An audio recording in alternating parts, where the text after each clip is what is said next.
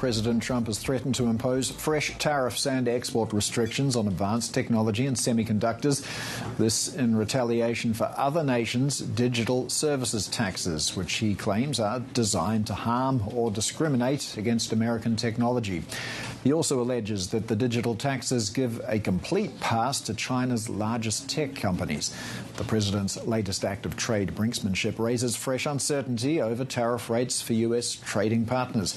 The Polka Mishra, partner at Javelin Wealth Management, is still with us. Polka, plenty of news coming from the White House for markets to ponder today. When you heard that, did it cause you to rethink your strategy around tech equities at all? A little bit.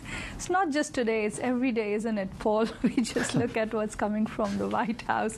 So, yeah, it's yes and no. We do feel that there is a bit more leg to the whole AI story and the tech story overall.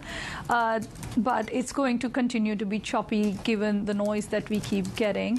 We saw earlier NVIDIA had to make adjustments with the 15% revenue share for exporting to China.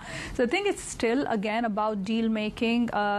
Canada did give in on the digital tax, but Europe is holding firm. So it's, again, we feel that you can't make long-term predictions based on a tariff being announced or threatened now and then being taken off again, or some deal being struck. So I still think that it's probably going to be, again, a negotiation, some deals being struck, but it's not going to impact the AI rally or the AI story significantly. There's still quite a lot to happen there. IMF recently I think predicted 0.5% of global GDP to come from AI. So there's a lot more to happen there. But yes, all these are impediments, but not complete roadblocks. Yeah, you're doing a great job of channeling the public mood there, I think. But in terms of the impact on AI stocks, we will hear from NVIDIA this week. But to what degree is politics becoming a key risk for NVIDIA and other major tech companies?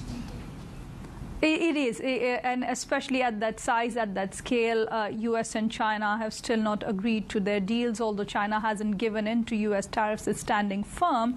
So it is going to continue to play in. We had 10% stake in Intel to try to revive Intel. I don't know how that will pan out.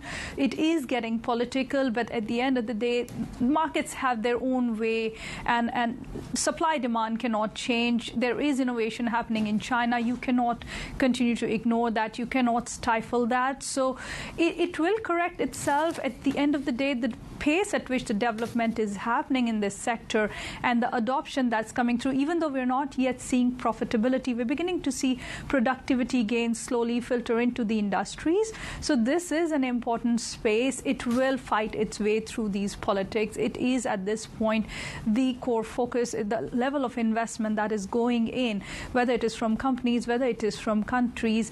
It is a main focus area. So it will strike through. It's just going to be a little bit choppy, I think.